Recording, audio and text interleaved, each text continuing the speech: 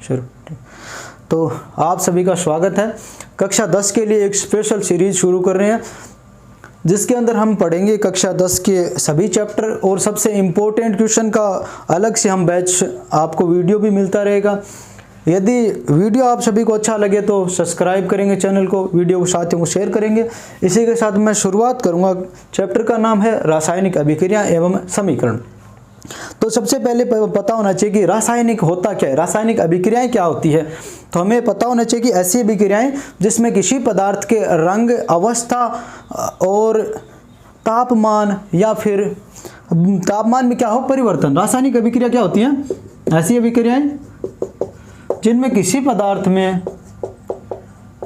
अभिक्रिया नाम लिख रहा हूं ठीक है ना, यहाँ पे रासायनिक अभिक्रियाएं क्या होती है। तो हमें पता होना चाहिए कि ऐसी अभिक्रियाएं जिसमें किसी पदार्थ की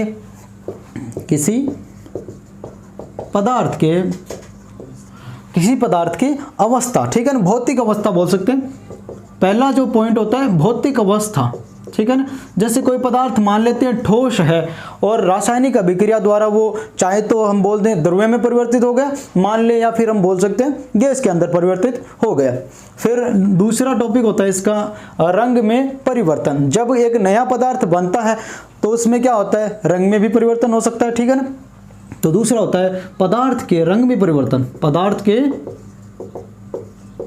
रंग में परिवर्तन भी हो सकता है, ठीक है ना।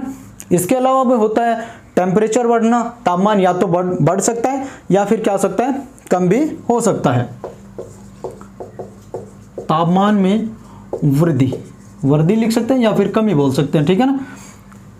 यदि कोई ऐसी अभिक्रिया होगी तो उसमें मुख्य रूप से कोई ना कोई तो गैस निष्कासित होगी, ठीक है ना, उत्सर्जन होगा। रासायनिक अभिक्रियाओं में क्या होगा, गैसों का भी उत्सर्जन होता है।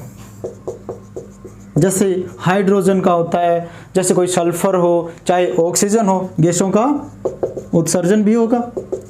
तो यदि आप रेगुलर वीडियो देखते रहेंगे तो मैं आपको ये गारंटी भी दे सकता हूँ कि आपके 90+ नंबर आसानी से बन सकते हैं। साइंस, मैथ्स और इंग्लिश की भी अपनी क्लासें लग रही है, साइंस की आज से शुरू हो गई है, ठीक है ना।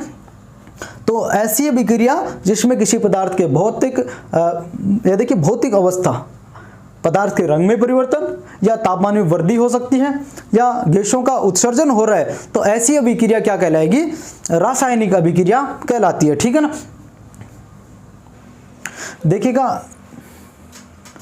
आपको पता है कि कोई अभिक्रिया होगी तब इसमें उत्पाद भी बनेंगे, कुछ अभिकारक भी काम में आएंगे। उससे पहले होता है कि इस समीकरण को लिखेंगे कैसे, ठीक है ना।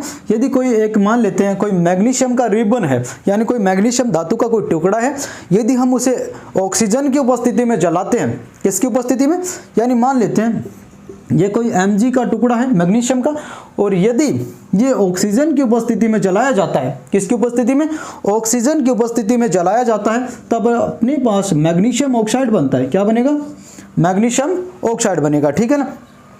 पर इससे क्या है, हम इनको तो बोलेंगे शब्द समीकरण, क्या बोलेंगे, शब्द सरल समीकरण होती है, ठीक है ना। ठीक है, तो आपको क्या करना है, यदि हम इसको वाक्य के रूप में बोलना चाहें, कैसे, जैसे मैग्नीशियम की अभिक्रिया जब हम ऑक्सीजन से करवाते हैं तो हमारे पास एक चूर्ण बनता है जिसे बोलेंगे हम मैग्नीशियम ऑक्साइड की राख भी बोल सकते हैं या फिर बोलेंगे चूर्ण। तो इससे इस प्रकार से यदि बोलेंगे तो अभिक्रिया का विवरण क्या हो जाएगा, काफी लंबा हो जाएगा। इसलिए हम इनको किस लिख सकते हैं, सांकेतिक रूप में भी लिख सकते हैं, जिसे बोलेंगे शब्द सरल समीकरण, ठीक है ना, सरल समीकरण के रूप में भी लिख सकते हैं, ठीक है ना। इसे लिखना कैसे होगा भी, जैसे कोई शब्द समीकरण है, सभी समीकरण, इसकी आवश्यकता क्यों बढ़ती है, क्योंकि हमने देखा कि जब हम मैग्नीशियम को ऑक्सीजन की उपस्थिति में जला रहे थे तो एक चूर्ण बना। तो हम बोलते कैसे हैं कि एक मैग्नीशियम का कोई रिबन मान लेते हैं या फिर कोई छोटा टुकड़ा है, उसे हम ऑक्सीजन की उपस्थिति में जलाते हैं तो हमारे पास एक चूर्ण बनता है राख जैसा, जिसे हम मैग्नीशियम ऑक्साइड का चूर्ण बोलेंगे, ठीक है ना। इस प्रकार से बताना क्या होता है, विवरण काफी लंबा हो जाता है। इसलिए हम क्या करते हैं, उन जो भी अभिकारकों को हमने काम में लिया है ना, जिसमें परिवर्तन होते हैं वो अभिकारक होते हैं। जिन अभिकारकों को हमने काम में लिया है ना, एक रासायनिक समीकरण पूरी करवाने के लिए, अभिक्रिया पूरी करवाने के लिए, ठीक है ना, उनको क्या करते हैं हम संकेतों के रूप में काम में ले सकते हैं, ठीक है ना। तो उसे बोलते हैं शब्द समीकरण, ठीक है ना, क्या बोलेंगे। और इस ये बन गया अपने पास मैग्नीशियम ऑक्साइड, उत्पाद बनेगा, ठीक है ना। आप ले साथ में लिख लेंगे, ठीक है ना। ये तो हो गए उत्पाद, ये हो गया सॉरी ये उत्पाद है, ये अभिकारक है, ठीक है, ठीक है।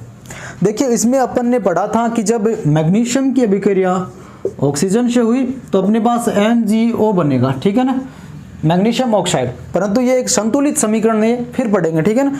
संतुलित भी करके बताऊंगा कि कैसे होगी।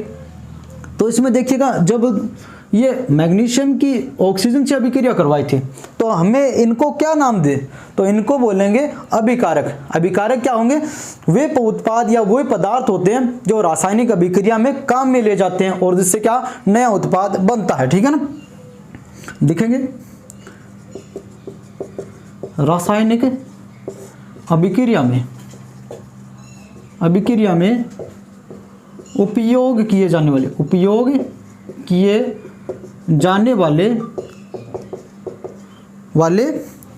वे पदार्थ जिनमें रासायनिक परिवर्तन होता है। क्या परिवर्तन होगा, रासायनिक परिवर्तन होता है, ठीक है ना। क्योंकि जब परिवर्तन होगा तब एक नया उत्पाद बनेगा, ठीक है ना।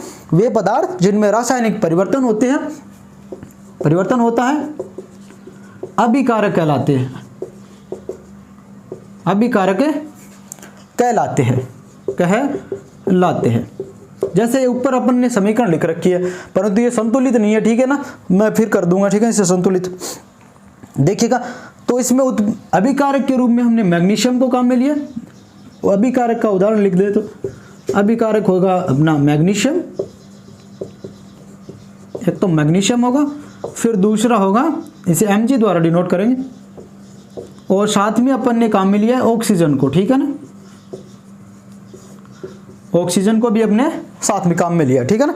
तो अभिकारक तो हो गए अपने ऑक्सीजन और मैग्नीशियम, इसमें क्या हुआ है, परिवर्तन हुआ है, इसलिए ये अभिकारक है। इसके बाद जो एक नया पदार्थ बनेगा, ठीक है ना, उसे बोलेंगे उत्पाद, ठीक है, क्या बोलेंगे, उत्पाद। अब ये आप क्या करेंगे, साथ साथ में लिखेंगे, ठीक है ना। यदि कोई त्रुटि होती है तो भी हमें कमेंट कर दीजिएगा ताकि सुधार कर लें उनमें। उत्पाद क्या होता है, उत्पाद होता है रासायनिक अभिक्रिया में बनने वाला जो नया पदार्थ बनता है वो उत्पाद कहलाता है, ठीक है ना। रासायनिक अभिक्रिया में बना नया पदार्थ उत्पाद कहलाता है। क्या कहलाएगा, उत्पाद कहलाता है। क्या कहलाएगा, देखिएगा उत्पाद कहलाएगा। जैसे अपने पास बना था मैग्नीशियम ऑक्साइड, क्या बना था, उत्पाद के रूप में लिख सकते हैं मैग्नीशियम ऑक्साइड, हिंदी में लिख सकते हैं इसे मैग्नीशियम ऑक्साइड। ये MgO है, ठीक है, मैग्नीशियम ऑक्साइड। अब देखिएगा यदि हम इसे संतुलित करना चाहेंगे तो देखिएगा, क्योंकि समीकरण संतुलित हमें क्यों चाहिएगी, क्योंकि यह कक्षा हम 9 में पढ़ चुके हैं कि द्रव्यमान हमेशा संरक्षित रहता है, ना तो चाहे परिवर्तन कौन सा भी हो, रासायनिक परिवर्तन होगा तो जो भी हमने अभिकारक काम में लिए हैं उनका द्रव्यमान ही उत्पाद का द्रव्यमान होता है, इसलिए ये संतुलित होने चाहिए। यहाँ पर अपन ने देखा ऑक्सीजन के 2 अणु काम में ले रखे, परंतु यहाँ पर कितने काम में लिए हैं, एक लिए, क्या लिए हैं, एक। यदि मैं इससे 2 से गुणा कर दूं तो ऑक्सीजन तो संतुलित हो जाएगी क्योंकि इसमें ऑक्सीजन के 2 अणु आ जाएंगे, परंतु यहाँ मैग्नीशियम के कितने हो गए, 2 हो गए, ठीक है ना। तो इसलिए हम यहाँ पर भी 2 से गुणा कर देंगे। इस कारण से अपने पास एक कंकाली समीकरण बनेगी, ठीक है ना। इसे हम संतुलित समीकरण के रूप में बोलेंगे, ठीक है, ठीक है। तो देखिएगा अब हमें बताना चाहिए कि रासायनिक समीकरण कैसे बनेगी और उनका संतुलन क्यों आवश्यक है, ठीक है ना। तो मैंने बता चुका हूँ कि द्रव्यमान हमेशा संरक्षित रहेगा चाहे रासायनिक अभिक्रिया कैसी भी हो, है ना।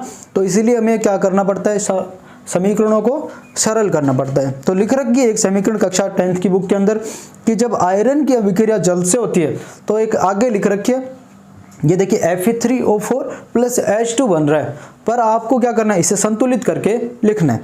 इसमें जिस विधि को हम काम में लेंगे बोलेंगे हिट और ट्रायल करिएगा, ठीक है ना। तो देखिएगा यहाँ पर अपने को आयरन के 3 अणु नजर आ रहे हैं, ठीक है ना, लोहे के 3 हैं, परंतु यहाँ सिर्फ कितने हैं, कितने दिखाई दे रहे हैं आपको, एक नज़र आ रहा है। यहाँ पर देखिए, यहाँ पर आपको हाइड्रोजन के 2 अणु नज़र आते हैं, ऑक्सीजन के 1, पर यहाँ पर आप गौर से देखेंगे तो हाइड्रोजन के 4 अणु नज़र आते हैं, यहाँ पर क्या रहा है, 1 ही नज़र आ रहा है। यदि मैं थोड़ा अलग लिख दूँ, यदि मैं इसे संतुलित करूँ, हाइड्रोजन के 4 अणु कर दूँ, कितने करूँ, यदि यहाँ 4 कर दूँ मैं, तो देखिए कि ये तो 4 हो जाएंगे, परंतु इससे ये देखिए हाइड्रोजन के पास कितने पहले 2 थे, अब 4 से गुणा करेंगे तो हो जाएंगे टोटल 8, परंतु मैंने यहाँ लिख रखे कितने हैं, सिर्फ 2 ही लिख रखे हैं। H2 का मतलब हाइड्रोजन के 2 अणु है, हमें कितने चाहिए, 8 अणु चाहिए। तो आप क्या करेंगे, इस संख्या को भी देखिएगा, संतुलित करना है अपने को, तो 4 से क्या कर देंगे, गुणा कर देंगे। कर दिया ना, किससे गुणा किया, यदि हम 4 से गुणा करते हैं तो यहाँ देखिएगा हाइड्रोजन के 8 अणु बनेंगे और यहाँ पर भी हाइड्रोजन के 8 अणु, तब ऑक्सीजन के कितने अणु बने, यहाँ 4, तो यहाँ पर भी दिख रहे हैं अपने को 4 अणु। फिर भी एक चीज़ संतुलित नहीं है, यहाँ पर फेरिक ऑक्साइड तो बनेगा यहाँ पर, ठीक है ना, ये फेरिक ऑक्साइड बन जाए, परंतु यहाँ आयरन है, यानी फेरिक के 3 अणु काम में ले रखे हैं, परंतु यहाँ पर तो क्या नजर आ रहा है अपने को, सिर्फ 1 अणु, तो इसे भी संतुलित करना है। तो यदि हम इससे 3 से गुणा कर दें तो अपने पास एक संतुलित समीकरण बनती है, और जिस विधि को हमने यहाँ काम में लिए उस विधि को बोलेंगे हम हिट और ट्रायल विधि। इसके साथ ही हम रेगुलर वीडियो डालते रहेंगे, फिर करेंगे हम अभिक्रिया का प्रकार पढ़ेंगे, ठीक है ना। आपको कल से वीडियो मिलना शुरू हो जाएगा। साथियों को जरूर बता दें कि वीडियो शुरू हो गई है, साइंस के इंग्लिश ग्रामर की क्लासें अपनी लगी रही है, मैथ्स की वीडियो आपको रेगुलर मिलती रहेंगे। आप क्या करेंगे, वीडियो को रेगुलर भी साथियों को सेंड करेंगे, वीडियो कंप्लीट जरूर देखेंगे। आप सभी का धन्यवाद।